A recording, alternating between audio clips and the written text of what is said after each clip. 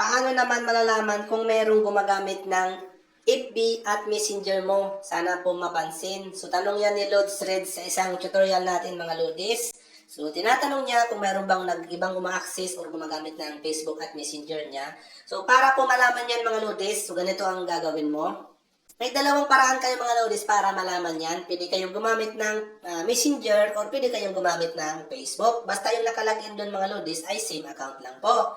So, okay lang naman po kahit alin po ang gamitin nyo dyan, Messenger o Facebook, same lang naman ang pupuntahan natin mga Lodis ha. Hanapin nyo lang po ang account center ng inyong mga Facebook account or Messenger. So, halimbawa po ang gagamitin ko mga Lodis ay Facebook, i-open nyo lang yan. And then, pagdating nyo dito sa inyong mga Facebook, pumunta kayo sa profile nyo, ayan po, sa tatlong slash. Ngayon, pagdating nyo po dito mga Lodis, scroll up nyo po. Hanapin nyo po ang setting in privacy. Ayan. And then, hanapin mo po ang setting. Yan. Dito po sa setting mga Lods, ang hanapin nyo po dito ay account center. Ganon din po sa Messenger, ha? So, ganito po sa Messenger din. Parehas lang naman po ang pupuntahan yan. Open yung Messenger nyo. And then, pagdating nyo dito sa tatlong slash. And then, pumunta kayo sa setting.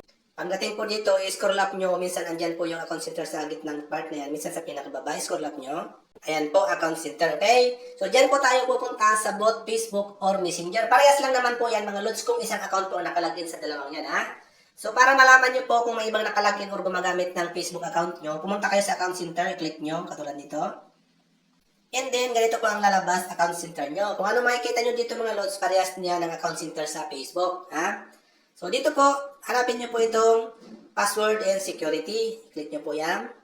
And then, dito po sa password and security, scroll up nyo lang po. Dito po sa security check, i-click mo po itong where you log in. Yan po, ibig sabihin po niya mga Lods, dito po mamomonitor nyo kung saan po nakalagin yung mga Facebook account, okay? Or kung saang device po, saang location.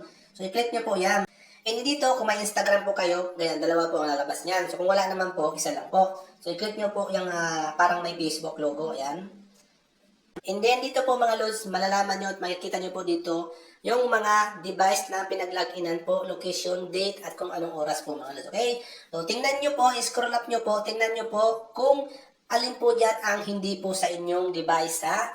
Ibig sabihin po, pag hindi po yan, hindi nyo kilala yung device na yan, ibig sabihin po, may gumagamit po ng iyong Facebook account or Messenger. So, konektado naman po yan, Messenger and Facebook, basta same account, isa lang po ang nakalink ang dalawang yan, okay? So, halimbawa po ito mga Lodis, yan, katulad nito, LG Google Smart TV. Ibig sabihin, nakalagin yan Lods sa TV ang inyong mga Facebook account sa Smart TV. So, para i-delete yan, at para po tanggalin yan, i-click mo lang po.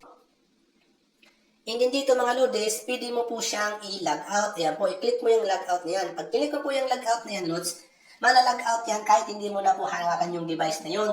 Automatically po, malalog out yung account mo. Pero po, mas the best security mga Lodis, after nyo mag-log out nito, palitan nyo po yung mga security protection tulad ng password, email number na nakalink po sa inyong mga Facebook or Messenger. Kasi po, kahit i-log out nyo po ito, kung alam nila po yung inyong mga security protection doon, tulad ng may mga code sila, alam nila, and then maka-two-factor authentication, pwede pa rin pong ma-access yung inyong mga Facebook account or Messenger.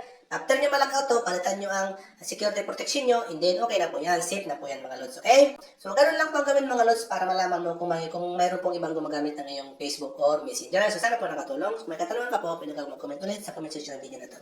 At sasagutin natin yan Lods sa abot ng ating makakaya. So, hanggang sa muli, much love, God bless.